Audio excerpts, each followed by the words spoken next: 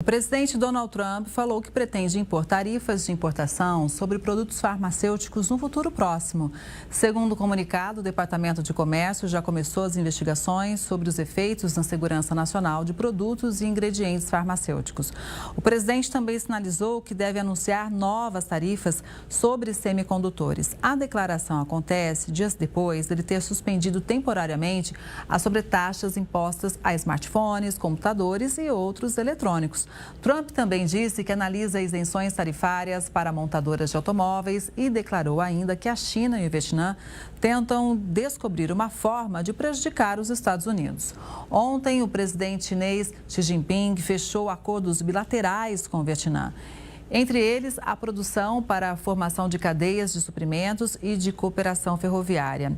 Em uma resposta às tarifas recíprocas do governo americano, a China, olha só, suspendeu o envio de minerais raros e ímãs aos Estados Unidos. Esses componentes são indispensáveis na montagem de carros, drones, robôs, mísseis e até espaçonaves. Para entender melhor, então, sobre essas possíveis novas tarifas dos Estados Unidos e sobre esse contexto todo com a China, quem chega no Conexão é o Vladimir Feijó, que é analista internacional, doutor em Direito Internacional e também professor da Uni Arnaldo. Professor, boa tarde. Ei, Kelly, boa tarde. Uma satisfação estar aqui contigo. Pois é, por enquanto, então, essa tensão entre China e Estados Unidos continua, né? Então, a gente vê realmente o Trump anunciando ali, fazendo uma pressão em relação às tarifas e a China também retaliando, né? Suspendendo o envio de mercadorias para os Estados Unidos e também fazendo essas novas conexões, não é?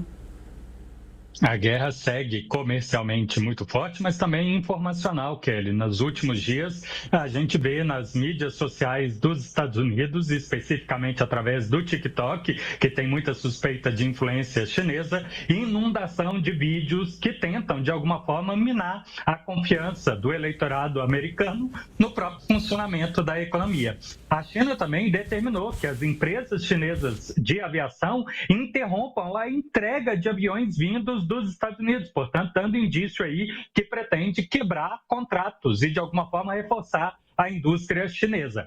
Fora isso, Kelly, como você chamou a atenção, o Trump fez uma série de anúncios a respeito do comércio. Questionado sobre o sistema automotivo, ele reconheceu que essas empresas precisam de um tempo de adaptação e depois ele foi questionado se teria voltado atrás na parte dos semicondutores. Ele insistiu que não. A tarifa sobre os semicondutores segue existindo por causa da retaliação do fentanil. E aí, como esse é um medicamento vinculado normalmente para cirurgias, né, a sedação, mas que levou a muitos americanos à dependência, ele chegou a falar do setor farmacêutico também. Então ele está sob pressões internas e internacionais, a China tentando circunscrever as sanções e reafirmar parceria com outros países e, ao mesmo tempo, o Trump tendo que lidar com manter a firmeza da sua medida nesse projeto de médio e longo prazo, mas tendo que lidar com a realidade de momento, tanto do consumidor americano quanto de produtores americanos que estão, dentre outras coisas, questionando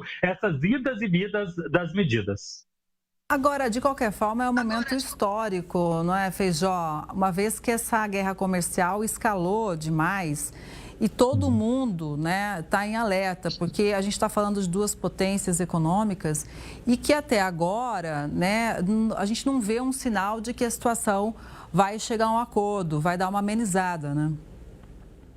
Não, parece que a China está resolvida, porque preparou-se de antemão a entrar nessa guerra até o fim, até que os Estados Unidos suspenda todas as tarifas extra. E, do outro lado, o Trump não pode ceder de completo, afinal é parte do programa político e econômico dele e terá que lidar de alguma forma com esse rearranjo da política internacional e da política interna, mas, ao mesmo tempo, entregar algumas medidas econômicas que ele propôs e que considera mesmo que terá chance de sucesso, desde que os Estados Unidos siga firme e deixe o período de maturação dessas medidas surtir os efeitos. Feijó, alguns analistas dizem o seguinte, né, que não é saber se vai haver um acordo entre Estados Unidos e China, e sim quando, né, porque são países gigantes que têm relações comerciais enormes e que um dependeria do outro. Mas tendo em vista realmente o clima de agora, você acha que está próximo de acontecer ou a gente vai ter que ver esses dois gigantes brigando ainda, hein? Kelly, eu acho que o Donald Trump superestimou o poder americano de trazer parceiros à negociação, inclusive parceiros rivais. Eu acho que ele não entende plenamente de como funciona a diplomacia típica. As negociações empresariais são distintas das negociações governamentais. E um dos principais aspectos que nenhum representante governamental pode deixar transparecer ao público é a falta de soberania, a falta de liberdade para negociar. Então, toda essa imagem dos Estados Unidos representando um bullying, né, alguém que está usando da intimidação, só reforça a posição firme dos outros lados de bater o pé e de não querer demonstrar fraqueza, mesmo que essa fraqueza exista. Então, quando muito, essas negociações vão ser enroladas para ganhar tempo até que se consiga costurar um arranjo com outros países para circunscrever essa pressão dos Estados Unidos. Nesse intervalo, é possível que o Trump sofra com o próprio veneno, né? Países mentindo para ele, fazendo promessas, mas depois quebrando essas promessas em pouco tempo. Bom, a gente vai seguir de olho acompanhando tudo isso. Agora é o seguinte, o vice-presidente norte-americano disse que a Europa não pode ser um vassalo permanente dos Estados Unidos nas áreas de segurança e comércio. Segundo J.D. Vance, a Europa é considerada uma aliada. O vice-presidente defendeu uma aliança em que os europeus sejam mais independentes e afirmou que as relações de segurança e comércio serão refletidas nisso. Vance também disse que a infraestrutura de segurança da Europa tem sido há anos subsidiada pelos Estados Unidos e que, com exceção da França, Reino Unido e Polônia, a maioria dos países europeus não tem um exército capaz de fornecer uma defesa razoável. Essa já era uma crítica antiga, inclusive, de Donald Trump em relação a esse baixo investimento da Europa em defesa, né? Muito questionando também a OTAN lá atrás. E agora, realmente, a própria Europa vê que é um momento diferenciado e tem que correr atrás desse prejuízo também. Não pode ficar só dependendo dos Estados Unidos, né? Exato, está bem na mesma linha, Kelly, do discurso do Trump de outros países abusarem os Estados Unidos, ignorando o fato que eventual custo americano desse tipo de atividade também traz benefícios a ele. Ao longo de toda a Guerra Fria, manteve os Estados Unidos com a sua zona de influência à Europa e que hoje parece o Donald Trump representa um setor americano que considera que o custo-benefício não compensa e que países europeus com uma qualidade de vida elevada poderiam aumentar os seus gastos e investimentos militares e não recaírem exclusivamente pela quantidade de tropas americanas que estão no território europeu. Mas ignora o fato, Kelly, que boa parte desse processo em que os europeus são dependentes dos Estados Unidos envolve a aliança militar da OTAN, que fala da coordenação das tropas e faz com que os europeus tenham optado, na maioria dos países, a não desenvolver uma indústria própria e a comprar armamentos dos Estados Unidos. Então, na medida que o J.D. Vance chama a atenção que os europeus têm que aumentar o seu investimento, ele ignora o fato que pode ser que os europeus, sentindo que os americanos não são os aliados de primeira linha e podem não defender o Ocidente caso de uma guerra com a Rússia, ou se vier defender, vão colocar os europeus em situação de segundo lugar, faça com que os europeus apostem num projeto de médio e longo prazo de indústria própria, ou seja, dependendo cada vez menos de compra e tecnologia americana, parecendo num futuro próximo aí como rival nas competições de vendas internacionais com as indústrias americanas. Bom, ainda falando das tensões entre China e Estados Unidos, né? Forças de segurança chinesas afirmaram que 3 agentes secretos norte-americanos foram identificados como responsáveis por ataques cibernéticos no mês passado. Segundo o comunicado, eles trabalham numa agência de inteligência sobre guerra cibernética. Além disso, a Universidade da Califórnia e a Virginia Tech também estariam envolvidas. O órgão chinês de vigilância de segurança digital afirmou que registrou mais de 270 mil ataques cibernéticos contra sistemas de informação relacionados com jogos asiáticos de inverno realizados no mês passado. As ações foram concentradas nos sistemas de gestão e envio de informações do evento, além dos pagamentos com cartão.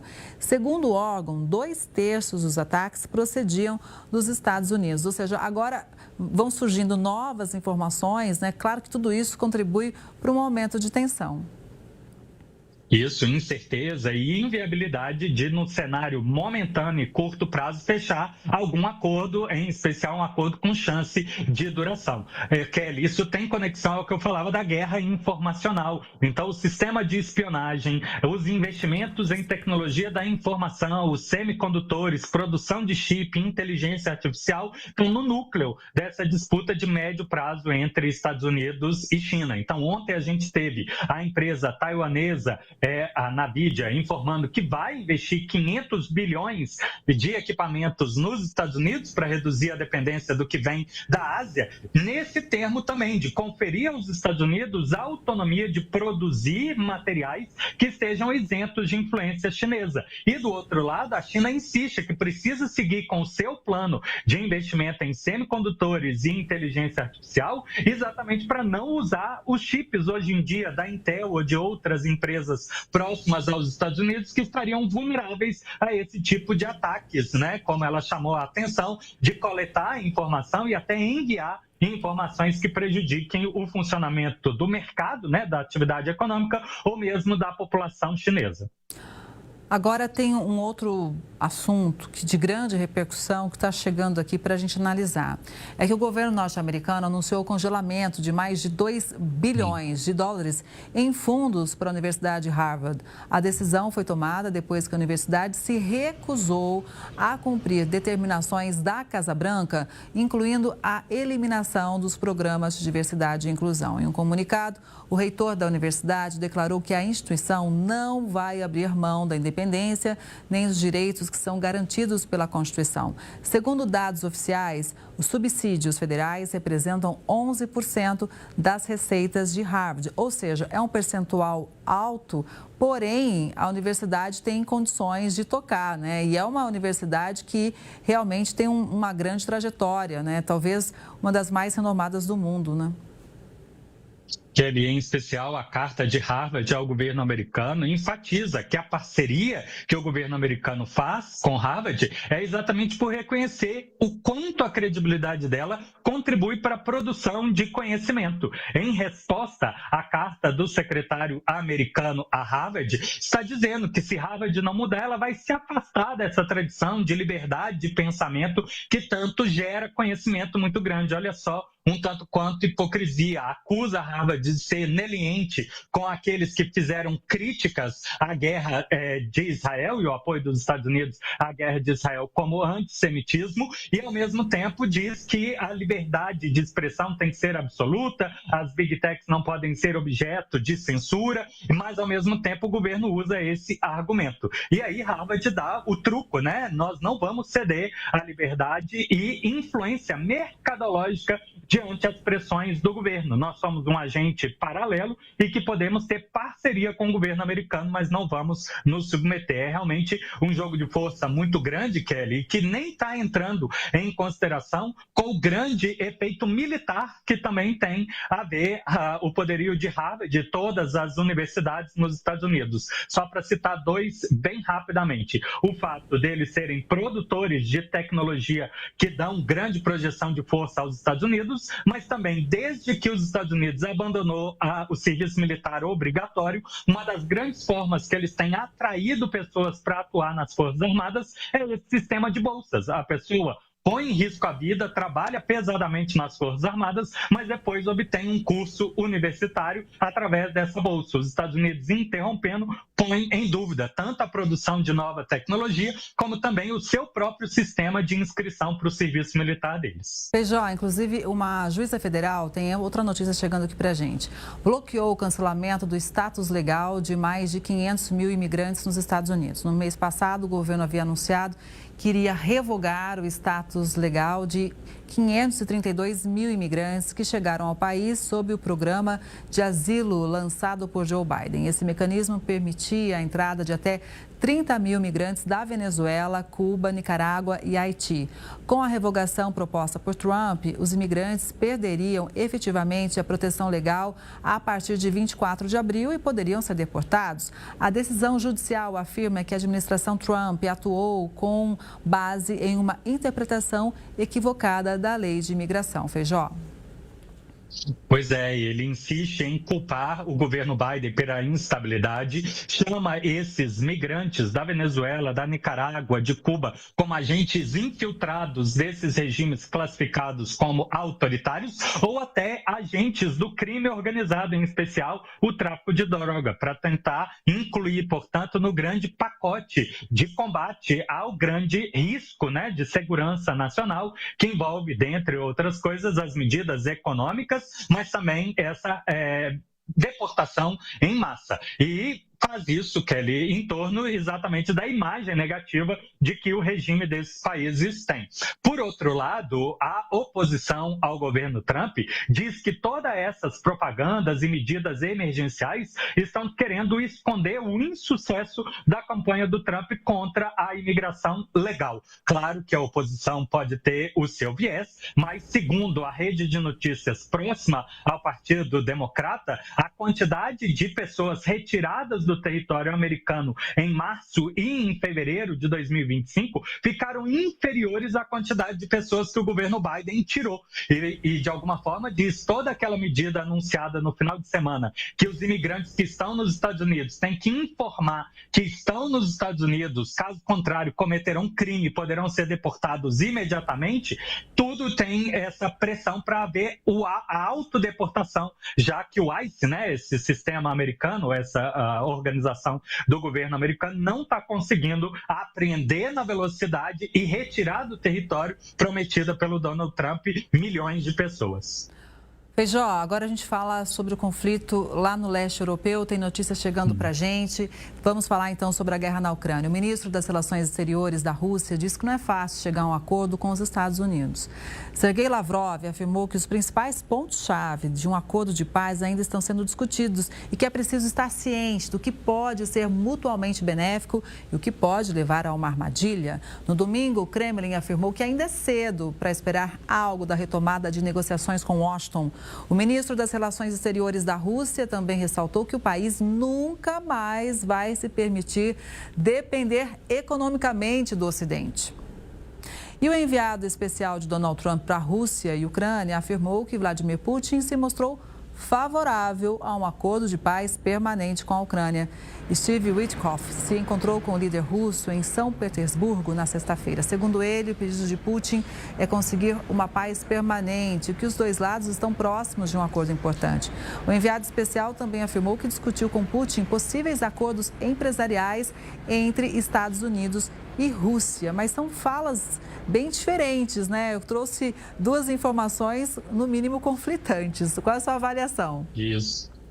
Muita propaganda no sentido do sucesso, na velocidade como o Donald Trump estaria entregando pelo menos a chance de paz, mas que na prática seria inviável. O Kremlin e diferentes representantes do governo russo insistem que desejam uma paz, mas a paz para a Rússia significa uma Ucrânia desmilitarizada, uma Ucrânia fragilizada, algo que na proposta do Trump isso não está, no mínimo, né, muito bem reconhecido e pelo contrário, como garantidor de longo prazo. Então, apesar das conversas existirem, ainda não tem credibilidade para um acordo de longa duração. Até o mesmo cessar-fogo, Kelly, aquela proposta de interrupção dos ataques aéreos, o Kremlin tem demonstrado a sua alta capacidade de promover destruição na Ucrânia. A gente teve ontem um atentado, né, uma sequência de mísseis na cidade de Sumi. A Rússia alega que foi para destruir líderes do exército ucraniano. A Ucrânia e os Estados Unidos acusam de ter exclusivamente alvo civil, mas é exatamente nesse sentido. Olha, existe uma chance de cessar-fogo, mas ao contrário, o poderio de força segue sendo demonstrado e, muito pelo contrário, em vez de diminuir, a intensidade e o volume dos ataques está aumentando, indicando, portanto, que a Rússia pretende resolver esse conflito não na negociação, e sim no campo de batalha. Infelizmente, né? E a gente segue acompanhando essa guerra que já dura mais de 3 anos. Feijó, sempre muito importante contar com a sua análise. Muito obrigada, uma boa tarde, até a próxima. Conte comigo sempre, abraço, bom trabalho. Obrigada para você também.